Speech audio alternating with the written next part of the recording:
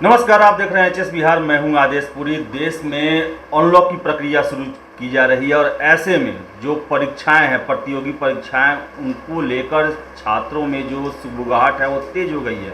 और इसके साथ ही साथ आपको बताते चले कि रेलवे के निजीकरण, फिर से रेलवे में 2 साल से एनटीपीसी और ग्रुप डी की भर्तियों के बारे में कोई सूचना न देना, और साथ ही साथ दरोगा परीक्षा में जो 3rd ईयर के स्टूडेंट हैं, जो कोरोना के कारण उनका 3rd ईयर का पेपर नहीं हो सका, और जो 1998 दरोगा का वैकेंसी आया है उसके लिए वो एप्लीकेबल नहीं हो पाने के कारण छात्रों में बहुत ज़्यादा नाराज़गी है।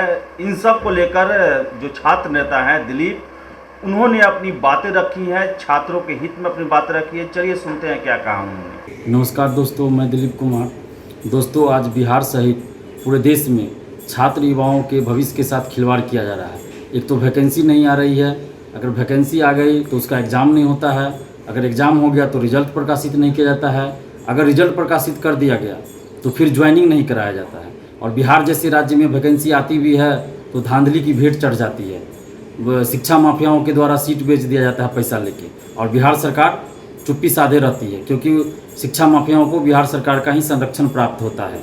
और हाल फिलहाल में दरोगा बहाली में भी वही हुआ कि कितना भी आंदोलन हुआ, लेकिन नीतीश सरकार एक शब्द नहीं बोली कि जांच होना चाहिए या नहीं होना चाहिए, या आंदोलनकारी छात्रों से बात तक करना चाहिए, वो भी नहीं।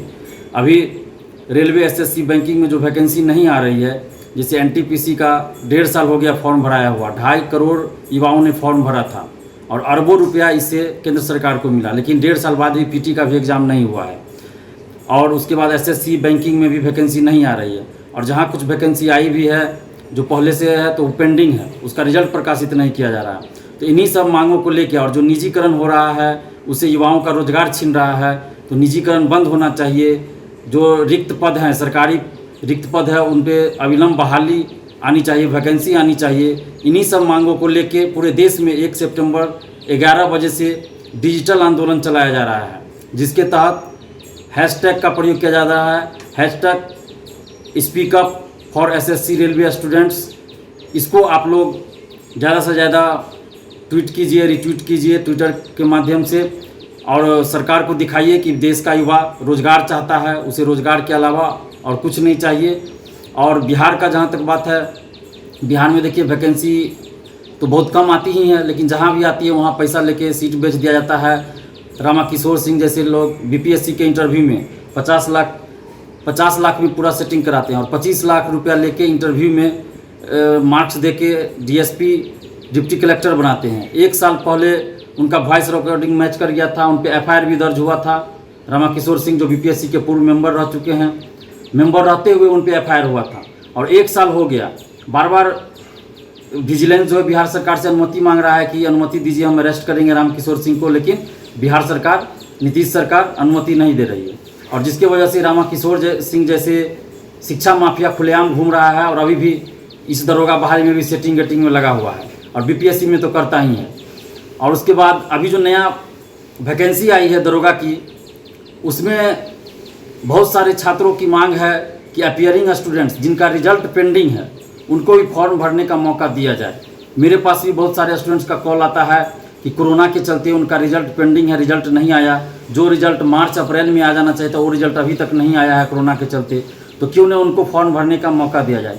जैसे पटना यूनिवर्सिटी का ही मैं बता दूं कि आर्ट्स जो सब्जेक्ट था उसका एक पेपर का एग्ज़ाम बच गया था, जो एग्ज़ाम नहीं हो पाया था, और उसके चलते उन लोगों का रिजल्ट प्रकाशित नहीं हुआ। उसी तरह Magadh university, Bihar university, Mithila university, बहुत सारे यूनिवर्सिटी का ये है बिहार में कि एग्ज़ाम हो चुका है लेकिन रिजल्ट पेंडिंग है, रिजल्ट नहीं निकला है, जिसके वजह से वो फॉर्म नहीं भर पा रहे हैं। तो बिहार सरकार को, बीपीएसएससी आयोग को इस बारे में सोचना चाहिए कि जब कोरोना के चलते सब कुछ स्थगित है, सब कुछ रुका हुआ है, तो क्यों ना जो ऐसे कैंडिडेट है जिनका रिजल्ट पेंडिंग है उनको फॉर्म भरने का एक मौका दिया जाए। बिहार सरकार को इस पर तत्काल सोचना चाहिए। और अभी जो मुहिम चल रहा है उस मुहिम में आप लोग साथ दीजिए, speak up for SSC railway students. And उसी के साथ हम सभी नौजवान से ये भी अपील करते हैं कि हैशटैग दरोगा बहाली सीबीआई जांच, इसको भी चलाइए, और बिहार सरकार और केंद्र सरकार को ये संदेश दीजिए कि छात्र युवाओं के साथ गलत होगा तो हम लोग मिल के लड़ेंगे। पूरे देश का नौजवान युवा एक साथ है, जय हिंद। तो जैसा कि आपने सुना कि दिलीप का कहना है कि बिहार में जो है लगातार प्रतियोगी परीक्षाओं में धांधली की जाती है और वो सीबीआई जांच की मांग करते रहे हैं। इसके लिए पटना में धरना प्रदर्शन सब कुछ हुआ। इसके साथ ही साथ उनका कहना है कि रेलवे का निजीकरण न किया जाए और जो भी रेलवे में वैसे पद जो कि 2 साल पहले जिसके लिए फॉर्म फिलअप हो चुका है उनकी तुरंत परीक्षा ली जाए, छात्रों को उसके बारे में जानकारी दी जाए। तो वही इसके साथ साथ उनका मांग है और उनके साथ साथ बहुत ही छात्रों का मांग है जो लगातार हमें भी कमेंट कर रहे हैं कमेंट बॉक्स में जाकर कि सरकार से आग्रह करे, आयोग से आग्रह करे कि जो दरोगा में आवेदन के लिए जो योग्यता है उसमें बीए अपीयरिंग को भी रखा जाए बैचलर लेवल पर, ताकि जो कोरोना के कारण मार्च में जो उनकी परीक्षाएं होने वाली थी 3rd ईयर की वो लंबित है और जब वो पास कर जाएंगे और जो आगे की प्रक्रिया होगी उसके दौरान वो अपना पासिंग सर्टिफिकेट दिखाएंगे। उनको इस कारण से बाहर ना किया जाए क्योंकि ये परीक्षाएं जो है वैकेंसी जो है काफ़ी देर से आती हैं और ऐसे में जो छात्र तैयारी कर रहे हैं उनके हाथ से एक बड़ा मौका छूट जाएगा। तो ये थी हमारी रिपोर्ट। अगर आपको हमारा वीडियो अच्छा लगे तो इसे आप लाइक करें, शेयर करें और हमारे चैनल HS बिहार को सब्सक्राइब करना ना भूलें। आपका बहुत बहुत धन्यवाद।